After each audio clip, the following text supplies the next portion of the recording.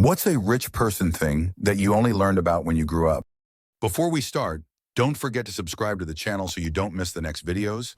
I wish you a pleasant viewing experience. Story 1. Private doctors. You buy into their practice. They limit the amount of patients they take so as to give better services. They just call to check in regularly so as to take care of you. Answer, not quite the same thing, but accessing private healthcare in some European or Latin American countries, in my experience as a gringo giri, was similar to this in terms of getting better service or being seen much sooner than otherwise would be possible stateside. Obviously, there's privilege at play, but these countries also have a parallel public system which doesn't exist in the US unless you're poor or elderly. So not everyone is accessing the private system since there's a public one in place. I've never had anyone call to check in on me, but it was mind-blowing the first time I had to schedule a dentist appointment in Spain. And when I asked about their availability, I was expecting to hear it would be 2 to 3 months out or more for a new patient, and got a response of, I can get you in at 16:0 tomorrow or the next day.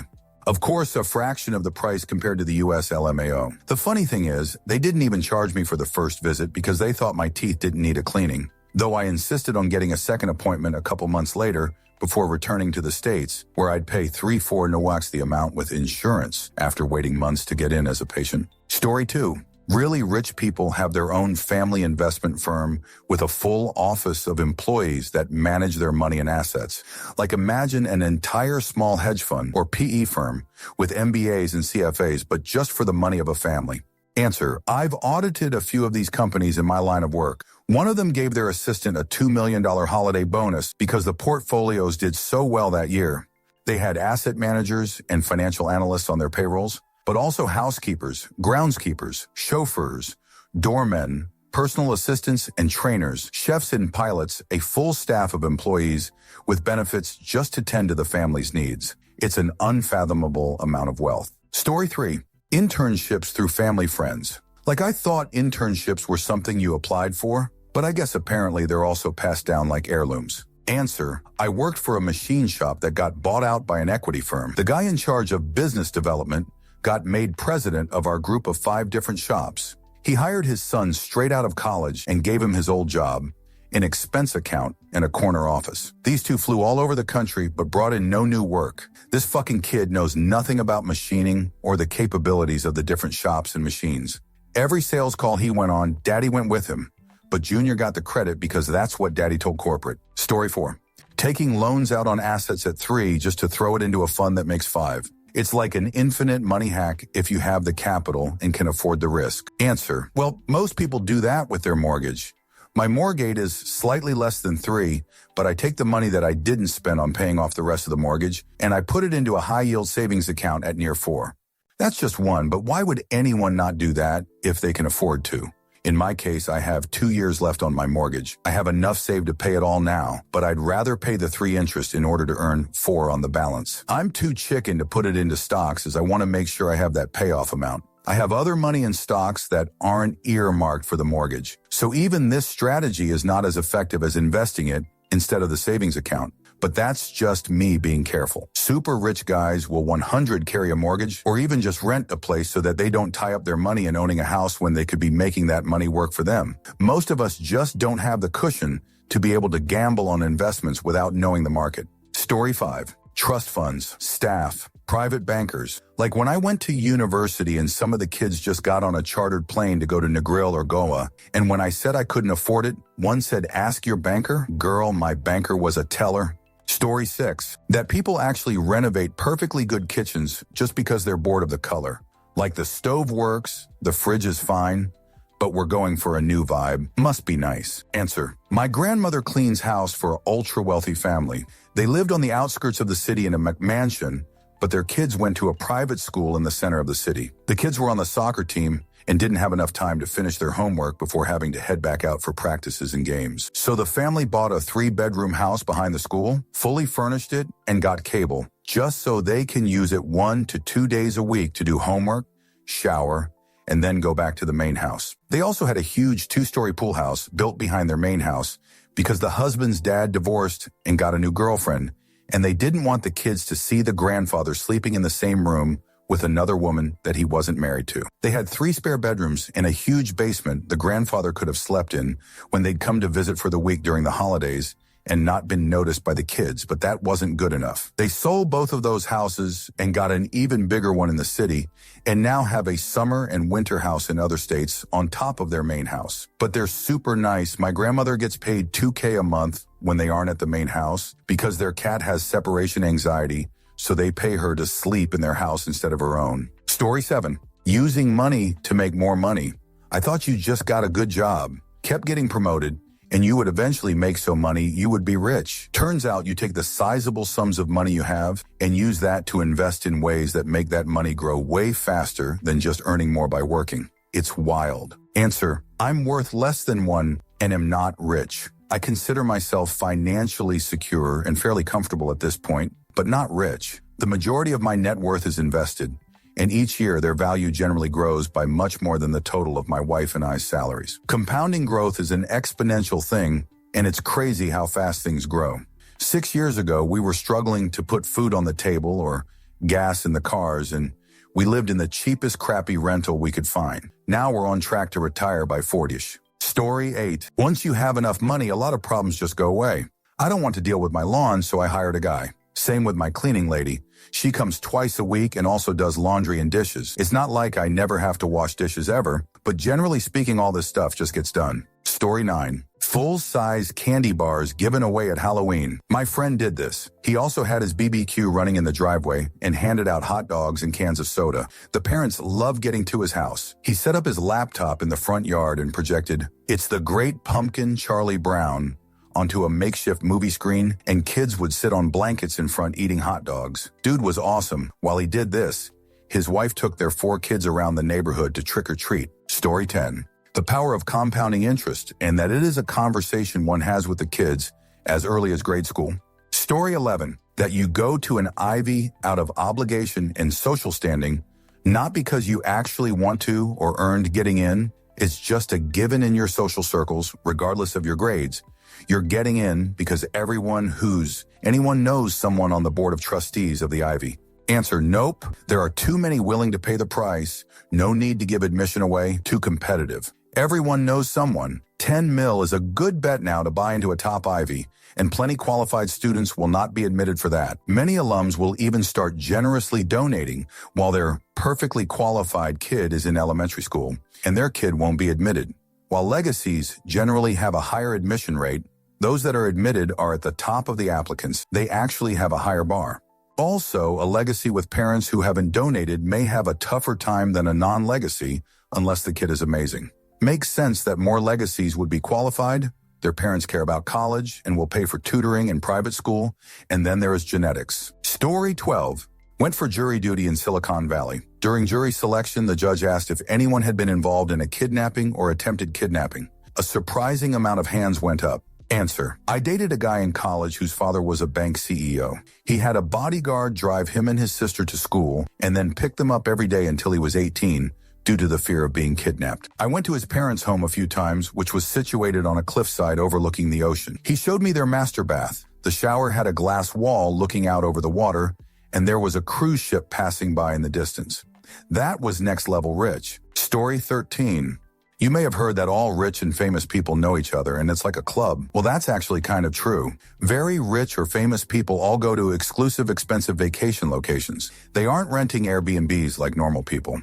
Only rich people can afford to go to these places, so everyone they meet there is also very rich. This is how they network and meet each other. Famous people also go because they won't be bothered there. I got invited to one of these vacations and kind of blew my mind. Story 14. Rich people think that everyone who's not financially rich is playing the same status games they are and just failing to win. They don't realize some people aren't chasing the same goals and feel perfectly content with their relatively simple lifestyles.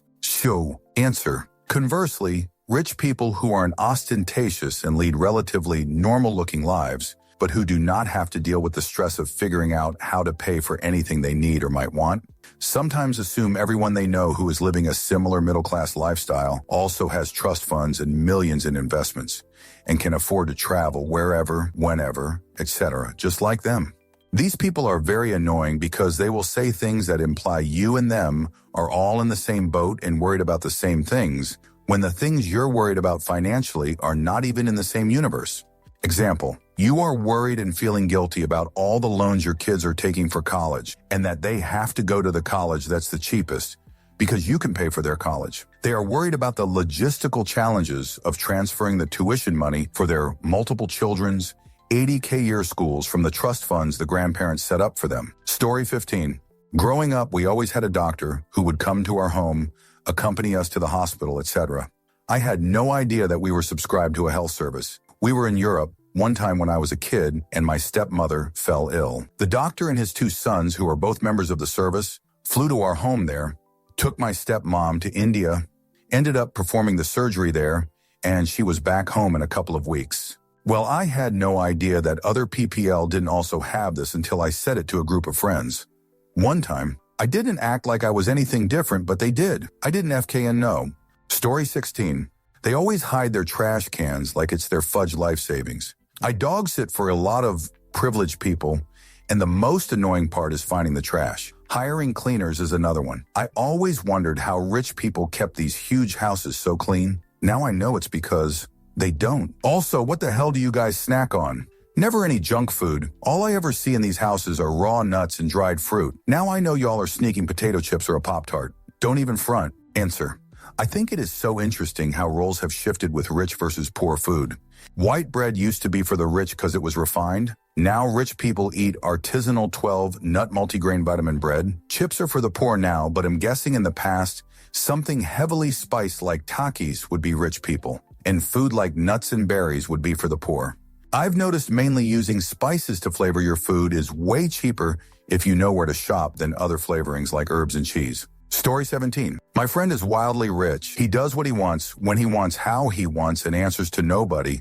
No daily grinds, no punching the clock, no answering to a boss, just flying to different countries every month. Answer. Honestly, the best part about being independently wealthy would just be the combination of not having to worry about daily expenses and not having to work for a boss. I could probably spend a couple of years just sitting in a mid-range apartment, reading books and shit posting on the internet before I started to feel that maybe I should be doing something with my time. Even then, there are a million hobbies to explore, many of them fairly cheap. Story 18. Buy, borrow, die tax strategy. When you own more than about 5M in liquid stock or business assets, and you don't want to sell it and pay taxes on the gains to buy other stuff, you can borrow at extremely low rates against the assets you own. By choosing to borrow against what they own, they avoid capital gains taxes. So long as the appreciation exceeds the loan rate, this can continue in perpetuity. If they die owning the asset, it will step up in basis upon passing, and no tax is owed between the difference of the original purchase price and the value on passing. There is no limit to the amount that it can appreciate, and borrowing can exceed the value of the asset borrowed against. Answer. One guy who did this for clients said 1. Need 200 to 300 million. 2. Banks get a cut of the appreciation of the asset, so the borrowing interest rate can be low. What can most people get for normal, not special deals margin rates? Equity. I live on 20, 0 to 30 Sonier. Interactive Brokers 5, 83 for first 100 and 0. Fidelity 11, 125 to 12. 575 on first 100 and 0. 3 different rates. B. If I were borrowing 1, 0, 0. Interactive Brokers 5 top 33 for between 100, 0 to 900 0. 5.83 for first 100 0. Fidelity 8.5 between 500, 0 to 999, 999. Fidelity 8.25 over 1 million. If the borrowing rates are low enough, SP 500 10-year compounding beats the loan margin interest compounding. Story 19. The more money I have, the colder I get in the summer. It's a privilege to be able to sleep with a hoodie and 2 blankets when it's 100 degrees outside and I keep it a cool 68 inside. Story 20. What we consider luxury brands are nothing compared to the uber rich.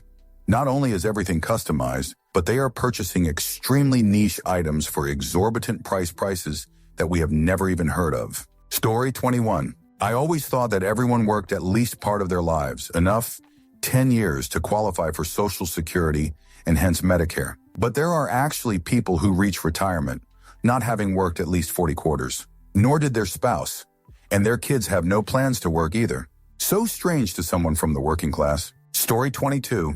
When I was a kid, I thought that Viennetta ice cream was only for rich people. It turns out that it wasn't. Story 23. They talk about once-in-a-life dreams, at least for most of people on the planet, like we talk about to eat in a McDonald's. Literally. I saw it happens not long time ago, maybe months, two friends, boy and girl, in their 40s, talking about their life experiences and saying what they want to do or not to do. Again, like we talk about the best restaurant in our neighborhood. They were talking about traveling around the world, best executives airlines classes, private jets, best extreme sports they had tried or want to try, etc. You have to fly over the Everest is amazing. Oh, now I'm going to do it next time I have a spare time. It sadly for me, make me sad. It must not affect me, but it did it. Maybe because I was really into that girl and it just crushed my dream. Story 24. When you enter a rich person's home, there's a buffer between the entrance and their living space, like a foyer or some chute. But in poor people homes, you enter directly into their living space, like their family room or something, immediately up in their chute. Story 25. Silent wealth. Real wealthy people don't show off. Their assets are in the form of stocks and investments, not fancy clothing or jewelry or cars. Story 26. I read a comment from FP67, essentially working just to pass time. Ever ask a boomer manager or VP why they still work? It's never, oh, I'm saving for retirement. It's something like, I don't know what else Ladol like to work, I get bored, etc.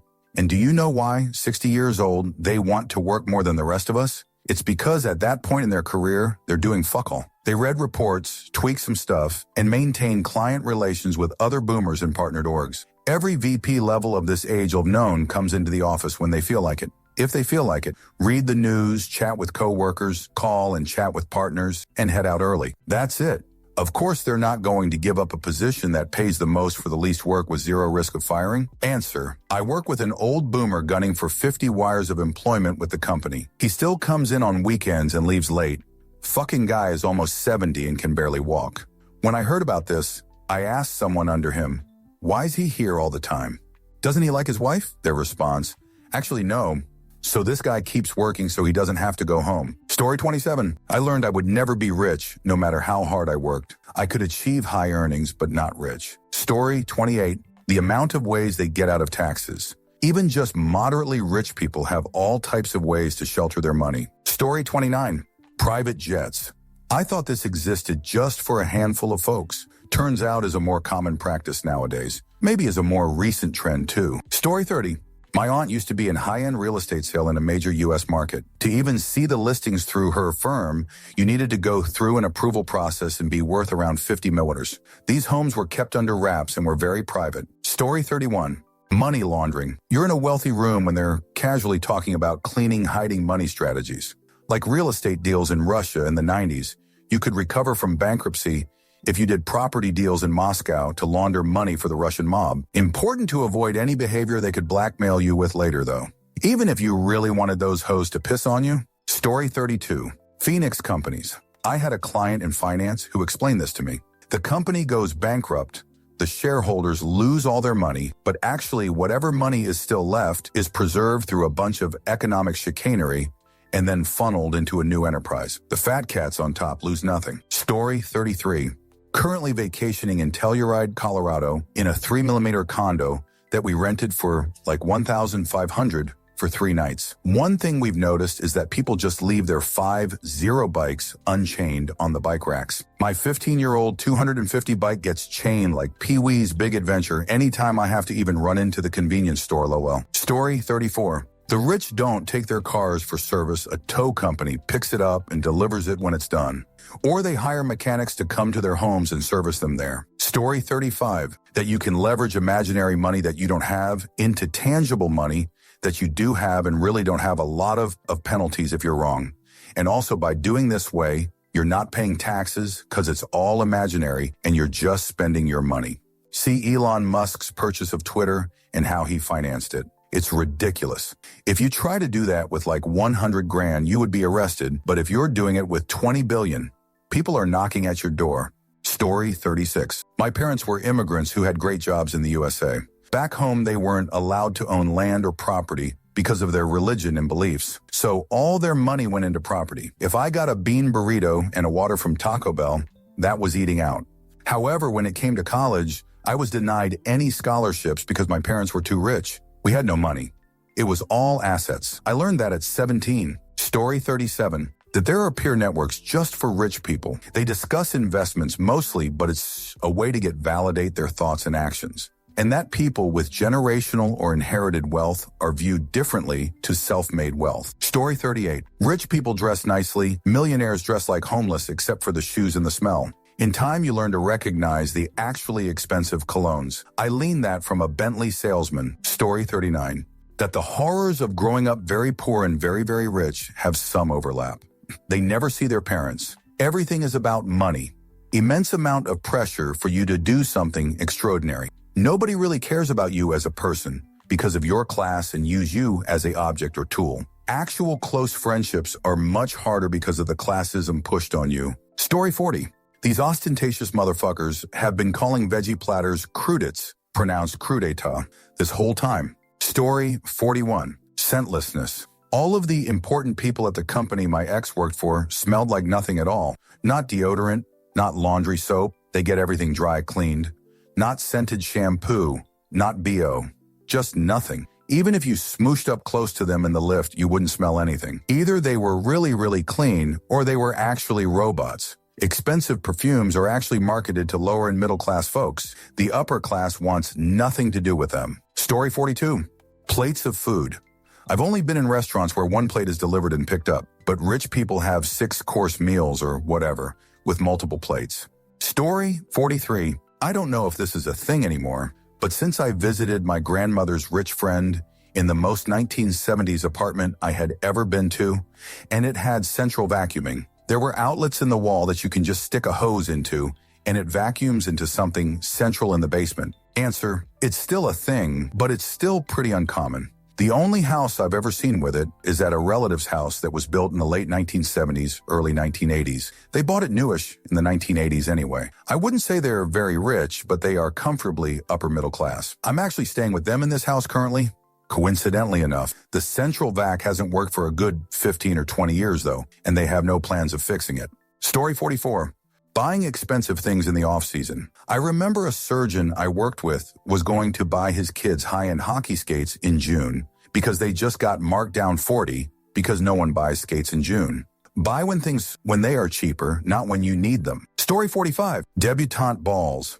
I was not aware of this world at all until matched up with my debutante roommate in college. It was so eye-opening and foreign to me. We could not have been more different.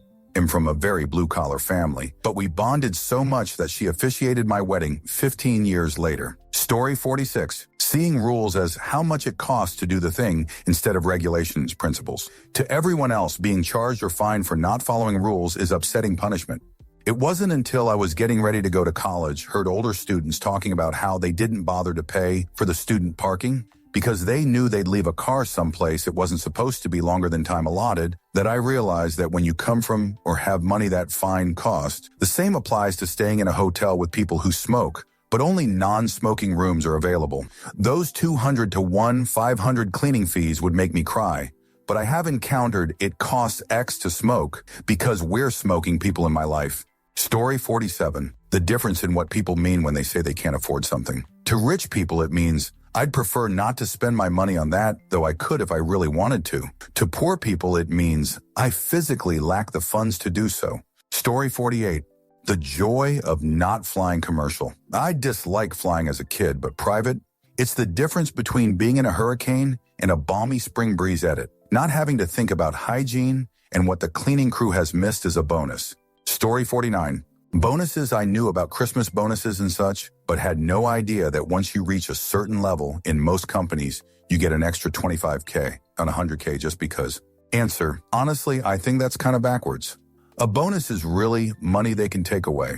If someone has a salary of X and a bonus of Y, what that really means is you make XY this year, but if we're not satisfied with your performance, that could go down as low as X next year. This is usually how it works for management and very senior employees. For salespeople, it tends to be more like, if you sell more, you get more money. And for top executives, it tends to be more like, if the company does better, you get more money. Story 50. Running the air conditioning. I thought that was rich people stuff until I got older, realized it barely adds to the bill, and learned Gen X was just cheap. Story 51. A very well-to-do old money guy and I were chatting. This is a small village and everyone knows everything about everyone. I asked him about his older car when he could afford a new one every year. He said he had no vanity and no need to impress his employees. His old Chevy ran fine. Story 52. My parents had a bungalow on Key Biscayne when we were little. School's out, pack up the station wagon, drive from LI to Miami for the summer. Dad would come down for a week or so around July 4th weekend. My grandparents and aunt would come down week before Labor Day, then back home before school started, right after a Jewish holiday.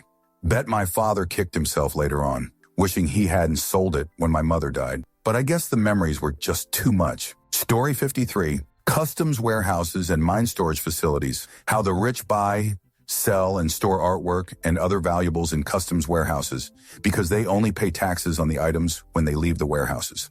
And then how they store valuables in mines that have been turned into high-security storage facilities. My ex-sister-in-law is a lawyer and spent a year doing research on a case in one of these facilities. She said it was insane just how high the level of security was inside the mine. Story 54. I didn't realize until I was like 22 that PPL actually owned multiple homes just for fun or vacation. Like I'm just trying to pay rent. Story 55. Worked at a private fine dining restaurant for almost 2 years. Wild what you hear behind closed doors. But one thing you learn rather quickly, even without listening to their conversations, is that rich marries rich. That's it. It explains a lot of my childhood as my dad managed to scrounge enough money for us to go to a private school. A good chunk of my classmates ran in the same circle. Had no idea till I worked at this restaurant and I saw one of them and subsequently served him. I was bullied to high heaven growing up, specifically by the rich boys. Looking back, it's because they saw me as lesser, as they were taught that their only equals were those of their class, which is why rich only marries rich. No one else matters in their eyes, and it's ingrained from a young age. Story 56. The well-off are on great terms with their banks. The rich own shares of the banks. The ultra-rich offshore their money from the banks entirely. Story 57. Night nannies and having live-in or live-out help. Every single A-list celebrity and anyone rich with 2 kids likely has at least one nanny. Story 58. Maybe it's because I grew up very poor, or perhaps it was plain neglect, but mental health orthodontics and dermatology seemed only attainable for the elite when I was young. Story 59. Apparently, rich people have vacation homes that they don't rent out. As a kid, I thought everyone who had a second house rented it to make money. I only realized as an adult that some people just have entire homes sitting empty for most of the year and just waiting for them to feel like going to the beach. Blew my mind. Story 60. Property investment. I thought people only bought homes to live in, and landlords were people who were renting out their old homes to pay off their mortgages. Story 61. Was today years old when I learned some rich people have fridge drawers built into their kitchen island, like a stealth fridge, just for beverages. Meanwhile, I grew up getting yelled at for opening the fridge too long. Story 62. Intensive networking in order to help their kids find jobs and internships. That was why kids from rich families got internships starting in high school, while us normies tutored, lifeguarded, babysat, and made fast food sandwiches. Story 63. People who earned enough money to stop paying Social Security tax. Currently, that is about $170 per year. In other words, by the time you earn $170, you stop paying the Social Security tax. People who max out their 401k account by February. People who open an LLC so they can dump money into a 401k after they maxed out their personal 401k. People who always pay cash for houses and cars. Story 64. They most likely got their money from their parents' family given to them. While they may have made some choices to continue the wealth, more often than not, a rich person thing is having money or land handed over. Story 65. The freedom to actually live your life for yourself rather than some rich jerk who hardly works at all. To live free off your day in day-out toil for just enough table scraps to keep you alive for the month, but not enough to live your own life for yourself. That's actually a lie. This was glaringly obvious to me even as a kid. Story 66. That people actually owned houses. I grew up in rentals. Had no idea that people actually owned the houses they lived in. Answer, we weren't rich. But sometimes my dad made good commissions as a mortgage broker, so he would go out and lease a Cadillac or he would buy 5 new custom-tailored suits. And then we'd end up having to remortgage the house again and fall behind on the property taxes because it was cyclical. It was never steady money. So some of those people who may seem better off because they own a house, yeah, sometimes it's all mortgaged to the hilt. Story 67. They use summer as a verb. I was in Newport visiting a college friend, and her uncle took us out for dinner. He casually asked me where I summered. I could barely keep a straight face. We didn't have tons of money, but I went to college with lots of rich kids, so I was being exposed to a totally different life. This was peak rich person moment. Story 68. This may be weird, but I didn't know what a cul-de-sac was. Went to a rich girl's house and ordered up a pizza. When they asked if it was a house or apartment, she told me to tell them it was a house on a cul-de-sac.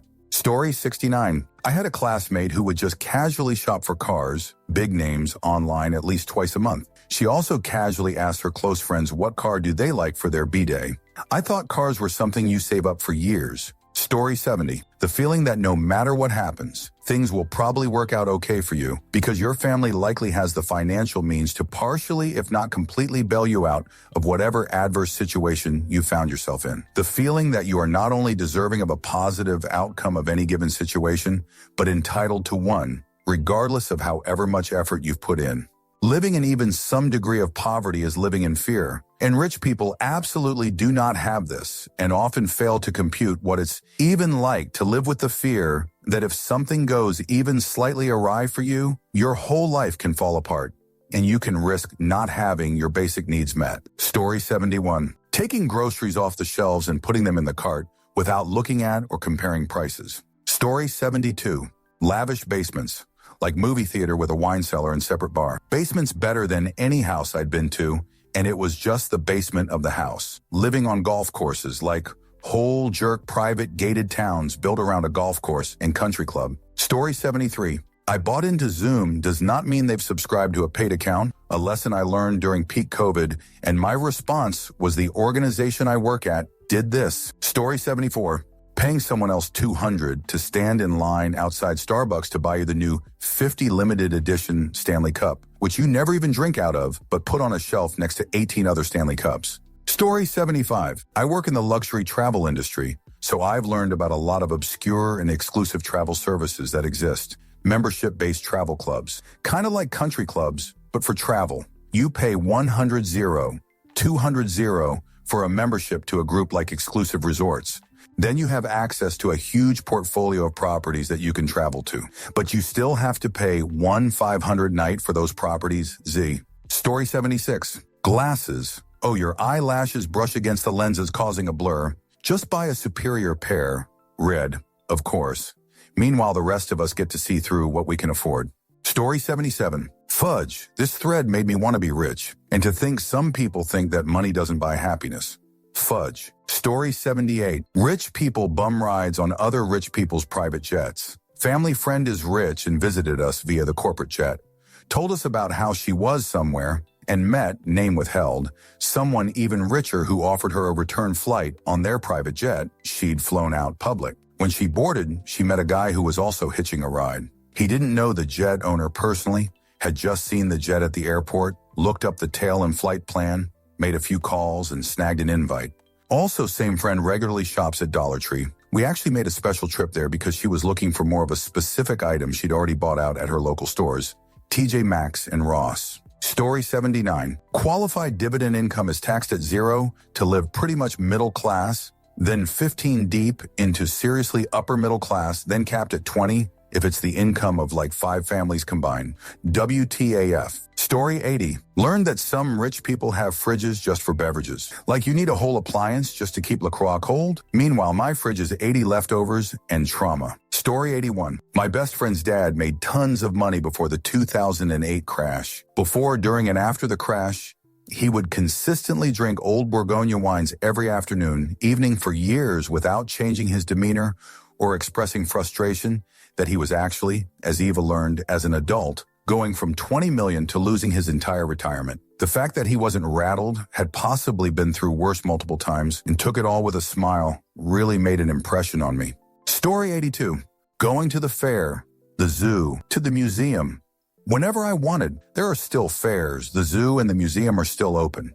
But I never go because it's a decision of having a few hours of fun or having food on the table for the whole month. I'm 45 now.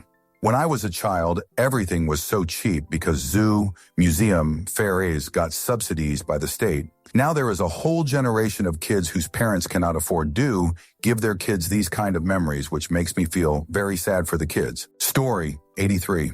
The richest people I've known always screw over their workers, but specifically the workers in their personal lives. The contractors, builders, business who work in their homes. One example I've actually seen multiple times. You find someone to install your home theater, design, build equipment. You beat them up on a price on the project, then demand endless changes. Then once the project is done, refuse to pay or just ghost the situation. They are super cheap assholes to some people, and I have yet to understand it, but it's a pattern for sure. I think there is something about hiring smart people and then treating them like garbage. They only tend to screw over the architects, designers, techs, and not the gardeners and housekeepers. Story 84. I had no idea people actually bought brand new cars every year until I started working as a receptionist at a law firm. My boss would come in with a different luxury vehicle each spring, like it was totally normal while I was still driving my 15-year-old Honda. Story 85. They live off of yield and leverage their assets at low rates into cash flow generating instruments. Story 86. The most important thing I failed to understand as a child is that the working middle class buy lots of junk and the rich generate wealth. It was a hard lesson to learn because my father came from nothing and generated a little wealth. But now I see all the people around me are working middle class. They earn hundreds of thousands a year and spend it all on car leases, massive homes, and don't have a penny to their name. Rich people don't have a darn car lease. They lend the money and generate more of it. Story 87. Never really experienced how rich people treated service staff until I worked as a valet parking attendant. The entitlement and not even an eye contact from these folks. Bad tippers too. The dukes from trading places were no exaggeration. Sorry, City X8. Raj's kid. I'm going to see Pink Floyd next week, Mary. I didn't realize they were touring in the US. Rich kid. They're in Europe. Story 89. That some people go to the hairdresser when they want to and don't have to wait 4 extra months to spare money for it. Same for shoes. Story 90. Traveling with just a small bag for your phone, wallet, keys, because you have different sets of clothes at your different houses. Yeah, growing up I had friends who had a place at the lake, but they always took clothes with them. Rich people have 2 sets of clothes and people to wash them at each place. Story 91. That cheating on your taxes and blaming the poor, the blacks, Mexicans, gays, etc. is apparently patriotic. Story 92. My FIL and his second wife, would she be my stepmill, used to have a separate, fully furnished living room that was just for show. Nobody was allowed to sit in it because the furniture was white, and according to her, the dye from your jeans would rub off and discolor it. Story 93. Not grown up yet, but I know a guy in my year, HS, who didn't come to school for about a week like thrice or so, cause his family took him to attend campus open days of his dream universities outside the country. Story 94. Cheating on taxes, paying as little as possible to everyone, philanthropy, etc. I thought most people who had lots of money worked really hard for it and earned it. Certainly not always the case. Story 95. Family, sure they might have huge legal inheritance battles, but in general they all know each other and have contacts on speed dial. For myself, I barely know where my own dad is, much less other members of my family. Cousins, aunts, uncles. I'm sure they are alive somewhere, but I've not seen them in decades or ever. Quite sad about it, but that's life. Story 96. Borrowing millions or billions against your assets and spending the money, then selling some of the assets so you pay no tax because you're incredibly in debt. Story 97. They pursue higher education to avoid getting a job and because it's being paid for by their parents. Then they have all these degrees but don't do anything. Story 98. Garbage service. I'm from the middle of nowhere and we just take our trash to the landfill. We have to take our stinking trash to the dump, but a lot of people can just put it on the curb. Story 99. Super planning your child's college marketability. Making sure they have good extracurriculars, teaching them how to write a good application, making sure they have time to do volunteer work, making sure they have transportation to and from these activities, investing heavily in their areas of interest and making sure those areas are cultivated. For instance, you don't just have a music teacher for one instrument, you have a music teacher for a couple of instruments and you pay to keep those tuned regularly and you get the best instructor in your area. Story 100. I was doing this without assets 20 years ago. It's actually quite easy when interest rates are right. The secret is to get into low-no-risk investment or something guaranteed while locking in a fixed interest rate on the loan lower than the interest rate on the investment. The downside is you can really take out loans on major purchases like a house or vehicle, but it builds your wealth slowly and your credit score. Story 101. I've seen people's dogs with better living quarters than people I know. That's effed up when you think about it. Story 102. Where I grew up, every kid seemed to have a tree house and the latest mobile phone, except me. We were only 8, and the kids in my class were sporting the latest Sony Ericsson Walkman phones, also going on all these cool holidays. Maybe I was just a pavo. Story 103. Summer homes, boarding schools, household staffs, and quiet luxury. Just wearing plain shirt that costs $500 of the label and no one else can see. Story 104. That some families own more than one home in different parts of the U.S., and if they have a ranch home, then they also have 100 acres of land to boot. Story 105. Securities-backed lending. Cheap, quick liquidity against pledged securities that the borrower never has to sell and can keep getting the return, growth, and dividends while being cheaper than conventional loans. Imagine you have 25 mile in Apple stock that you want to pledge as collateral. You can take out a loan for 30 to 50 of your collateral value to 5 to 6 interest. Also, because you never sell, you don't have a change in basis, so you don't pay capital gains. And when you die, your estate inherits at market value and sells tax-free. And what taxes you may pay as the borrower can often be deferred. Story 106. When I was growing up, all my friends used to talk about going to their cottage. It wasn't until middle school realized almost every kid I went to school with had at least one more home on a lake somewhere. Story 107. Luxury hotels give you full-size soap bars and throw them away and replace them when they do daily housekeeping. Story 108. They don't necessarily appear rich. Those that do this value their friends highly who they made before they were rich or who did not know they were rich. Pre-internet was possible. Or who don't care a crap about it. They go to the same schools as their parents. Multi-generational farmers don't buy ostentatious, but they do buy good quality regardless of brand and wear them a lot. They often work hard on the family farm. Then the perks, horses, OMG horses. Story 109. Off menu. Who knew you could walk into a fancy restaurant and just ask for whatever you wanted regardless of the menu? Prices? Pfft, no one asked about prices. Story 110. This might be stupid, but to use other people's money, and rarely your own. I always thought, as a kind, that everyone rich spent all their money and never got loans from banks or anything like that. Story 111. Having a masseuse coming to your own home. When I acquired some wealth, it was happening twice weekly when I lost all the money to more massages anywhere. Story 112. Interest rates are negotiable down to 1 on almost everything. My buddy friend had a MasterCard with 1 interest. If you have enough cash, your auto loans can always be 0 or close to it if you know the right people. My buddy's neighbor sued people for retirement, including my buddy and the government, because he tried to carbon copy his cabin and it got rejected at the approval phase. Story 113. Friend's family went out to a nice restaurant to eat every Friday night. We went out to eat maybe 2 to 3 times per year and never someplace expensive, either Pizza Hut buffet or maybe a Mexican place. It didn't dawn on me until I grew up that the main reason was my family had way less money than theirs. Story 114. Good looks. It's not always rich people, but you have a much higher chance of being good looking if you're born rich. Story 115. A couple years ago, I was planning a trip with friends and I suggested a couple hotels. One of them mentioned that they really didn't want to stay at any of the hotels. I suggested because none of them had white sheets, and I was outwardly confused. I had never heard of this because in my family we grew up staying at Quality Inn and that kind of thing, and those hotels usually have light-colored but not white sheets, as well as some kind of colorful quilt or blanket. Everyone in the group chat remarked about how they agreed and wouldn't accept anything else. And if the sheets aren't all white, that's how you know a hotel is low class and not worth staying at. A bit embarrassing at the time, but ever since then, I've definitely noticed that nicer and more expensive hotels always have all white sheets. Story 116. I found out about these in middle school, so I don't know if it counts as when I grew up, but I was surprised when I found out that It's good for your clothes and especially your boots to look worn and used if you're into horses and hunting and polo. They will know you are a pretender if your boots are too new. They have stupid nicknames like Go-Go and Muffin and Chip, but even so, Go-Go and Muffin and Chip will have siblings who only go by their full names. Oh look, it's Go-Go and her brother Howard, Muffin and her brother Theodore, and Chip and his sisters Kick and Thomasina.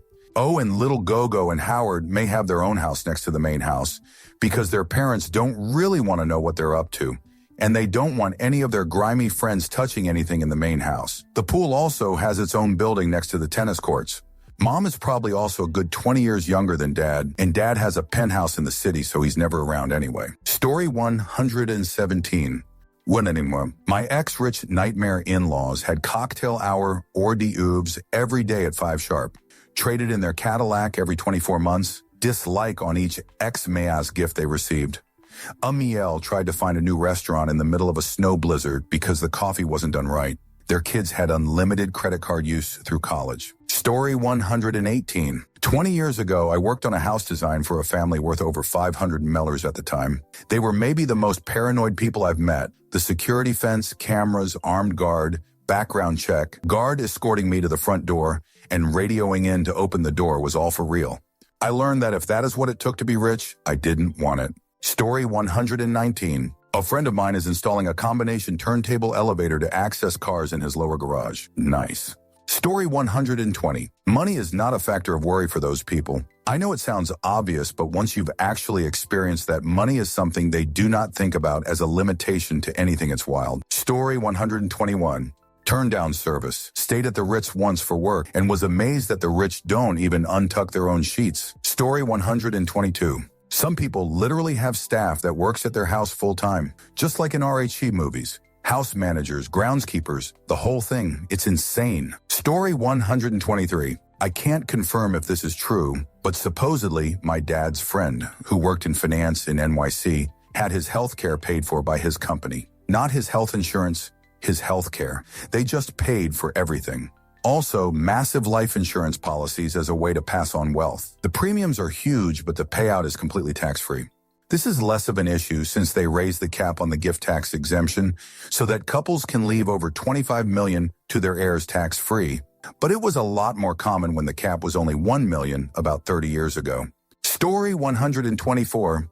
Tennis golf clubs, I knew there were initiation membership fees, but I didn't know you actually had to sign up to spend a minimum per month at the club. Story 125. That rich people don't get that way from W-2 income. There's a big difference between the rich people like your family physician or your uncle who's a VP somewhere and rich people who make that much every month from their capital. Story 126. Some people actually own multiple houses they live in when they go on vacation.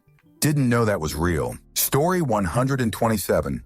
A daily driver. I had a roommate at 25 who talked about his car as his daily driver. I asked what he meant, and he said, you know, when you have a main car to drive and then your fun ones for other purposes.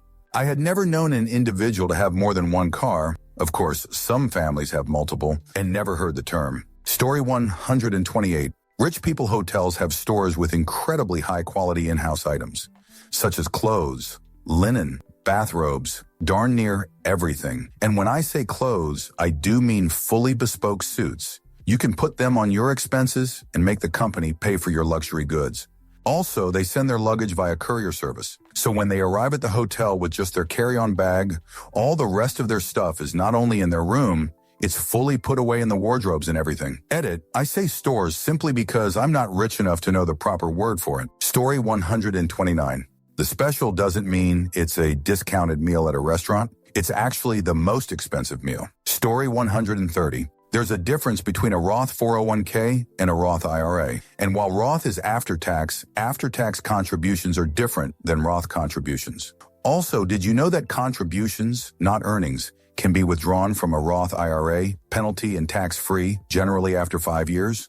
Not really a rich person thing, but where I come from, actual rich person thing. Transatlantic flights are bumpy and cramped in a Gulf Stream, particularly when flying against the jet stream. For this reason, many oligarchs tend to opt for used 737s. Story 131. You can get any type of doctor to do house calls. You can get most service professionals, manicurists, hairstylists, makeup artists, tailors, etc., to come to your house as well.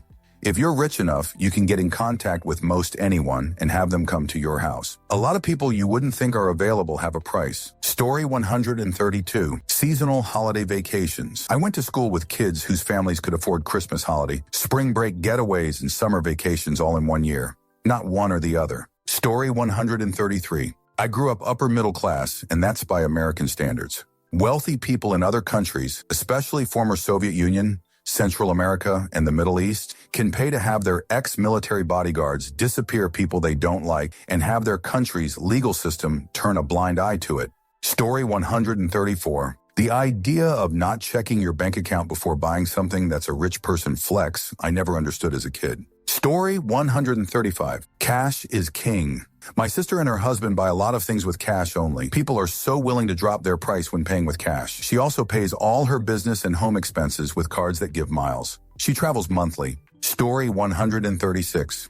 I learned some people actually have money and can afford $5 for Chipotle at a second's notice while I sit in the corner eating their chips. Story 137. Skiing, man. I always wanted to go skiing as a child. All the rich kids are doing multiple trips each winter. Story 138. Bro, a second fridge. Growing up, I thought it was just a rich people flex. Now I realize it's for stocking ice cream, drinks, and stuff for guests. As a kid, I thought, why would you need more than one fridge? Story 139. Fresh towels that were just for show. I remember going to a friend's house and reaching for a hand towel in the bathroom. Her mom sprinted in like I was about to commit a crime. Those are decorative, she said, and then handed me this slightly worn, less fancy towel from under the sink. It absolutely blew my mind. We had one towel in our bathroom and it did all the jobs. Drying hands, mopping up spills, sometimes acting as a bath mat. I didn't know you could afford to have towels that nobody even uses. Just vibes and embroidery. Story 139. She was a full-time professional fine artist, oil painter. Dad was a pioneer in green energy. Whole family is loaded as a result.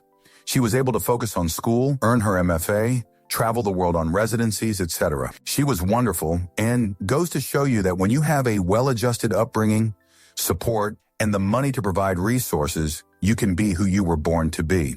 Absolutely could not relate to the socioeconomic struggles of the people she dated, though. Story 140. I grew up very blue-collar poor. The men I knew fixed cars, re-roofed their own houses, knew plumbing and electrical stuff, etc. My husband grew up very wealthy. His family had a massive house, a pool, a vacation home in Spain, and maids. Honestly, the contrast was stark. The first thing he did after we moved in together was put liquid dish soap in the dishwasher. He didn't know anything.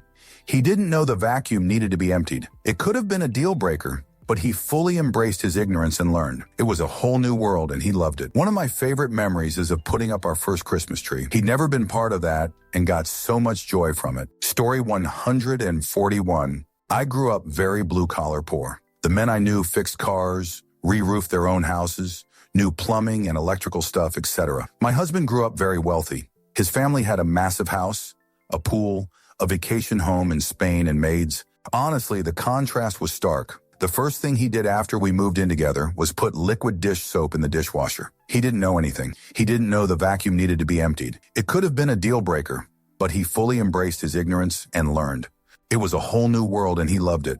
One of my favorite memories is of putting up our first Christmas tree. He'd never been part of that and got so much joy from it. Story 142. That in majority of the cases, all is fine until you met the family and friends. You sit there like an idiot, unable to relate to anything what they say. And once you think some familiar topic appears, it ends up with a discussion about 10K baby strollers, wines, or childhood memories about skiing in Switzerland, or taking a trip to a seaside with their first Porsche. Their friends' interests were mostly things outside my tax brackets. Couldn't even relate to typical girly discussions about makeup and clothing, because their talks were about picking Birkin over Chanel, not about cute Zara top. Problem starts also when it comes to buying a gift, because there is no way you can match the amount of what they want to buy you in any kind of decision involving finances when you want to go 50-50. But the holiday which your partner picked are your 5 salaries. A lot of people make it work. I tried 2 times and each time I felt out of place very quickly. Story 143. Had a girlfriend in high school. We dated until sophomore year of college. What baffled me wasn't her disregard for the cost of things, but the fact that she couldn't understand why I couldn't just pick up and take her out for nice dinners or buy her $400 Louis Vuitton sneakers she wanted for Christmas, especially since she was willing to buy me 250 Jordans. I declined. She was such a sweet girl, but had no concept of other people coming from poor families. No idea how I had no money despite being 16, 17, and not having a job. When I got my first minimum wage job at 18, I spent pretty much everything I had on her for several years. She also took me out and bought me nice gifts, but she never had a job. She had a $300 a week allowance from her dad, but would ask him for money whenever she wanted anything, so she wouldn't spend her own allowance on anything. She had like $9 in her bank account by the time we were 18, and I had $200 to my name most of the time, LOL. Very nice girl, gorgeous. She was very good to me, but I eventually lost interest because of reasons that had nothing to do with money. Story 144. He invited me to things casually, like you'd invite people for a cup of coffee, things that would take lots of planning and saving on my part. Like, hey, I have to go to Vienna for work, wanna come? And his hobbies were things like flying his own plane, and mine were free, like running and reading. Story 145. When I was 26, I was making around $20K as a server. I dated a 32-year-old corporate attorney who was making $300K. I think the biggest thing it showed me is that I was capable of more in my life. For a long time, I thought I was just going to be a server because that's all I could do. She showed me to want more and to strive for more. I'll always be thankful to her for that because she changed the trajectory of my life. I went back to school and have a different career now. She pushed me to want something different, and it's something I didn't know was possible until I met her. Story 146. My ex was a poor sod, but his family I got to know was buttered. I also got to know he was basically leeching off them, which led to the strange arrangement of him not earning nearly as much money as he expected of anyone else like me. He would constantly talk shit about the way I lived an ordinary life. My furniture was shit, my clothes were cheap, and my gifts were never good enough.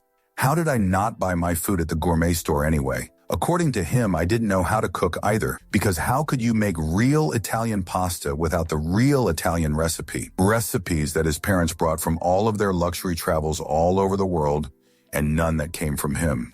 His cooking shit was made even more hilarious by the fact this dude couldn't cook even a simple dish on his own, but his brother was a chef, so whenever he needed instructions, which was always, he would call his brother. I left him soon because his attitude was utterly insufferable. What I learned is that it's okay if you're rich.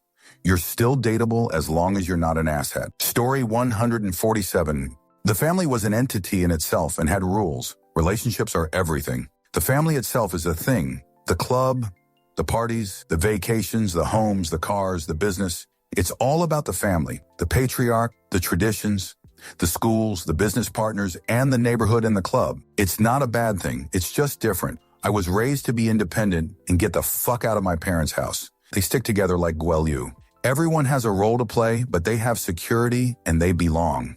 I never belonged anywhere. I was raised by people who had kids because that's what you were supposed to do. And then I got the fuck out of their house when I turned 18, and that was that. Story 148. I wouldn't say I was poor, more average, but the two wealthy women I dated were both quite spoiled. They expected to get their way, and what was interesting for me was that they both expected their money to open doors and solve problems, rather than using courtesy or charm.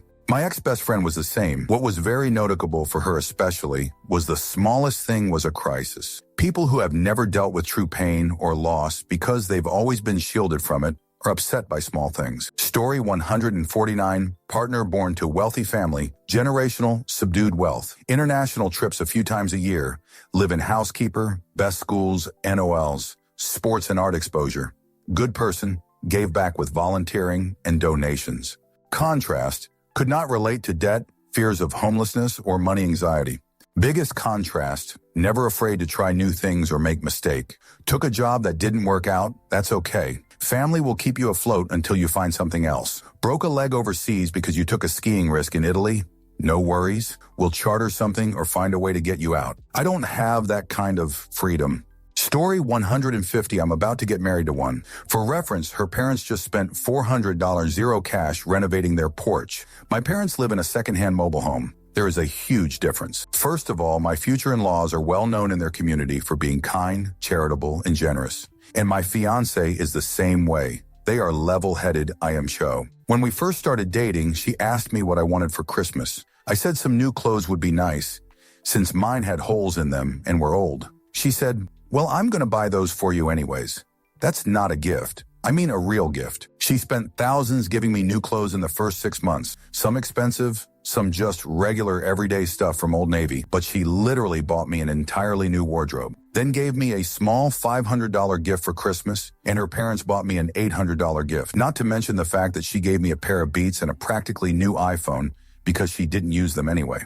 This was obviously mind-blowing to me.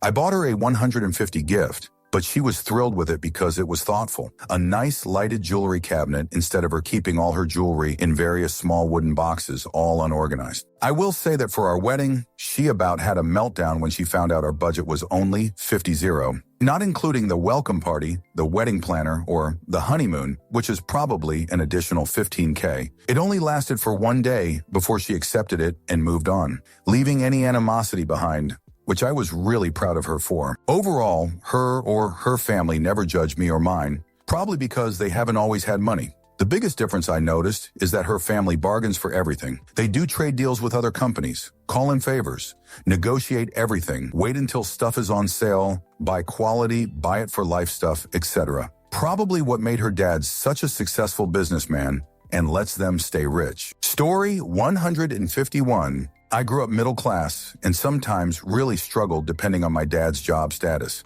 My wife grew up quite wealthy. Think maids, nanny, vacations all over the world, private school. Our biggest hurdle during the first couple years of dating was lifestyle issues. Just seeing how much she'd spend without even worrying about the price or budgeting, not thinking twice about a purchase or when grocery shopping. It was the small things I was more amazed at and found tacky more anything. If you asked her, she would say I have far more financial literacy than her. She's a hard worker and works long hours, but still has that safety net. We are happily married, but navigating status class was a huge hurdle in the early stages of our relationship and sometimes still creeps in. Even now during the holidays, it's noticeably different between how my family does things versus hers. My siblings have great jobs, homes, etc., but still does not compare to how elaborate and expensive my wife's family does things.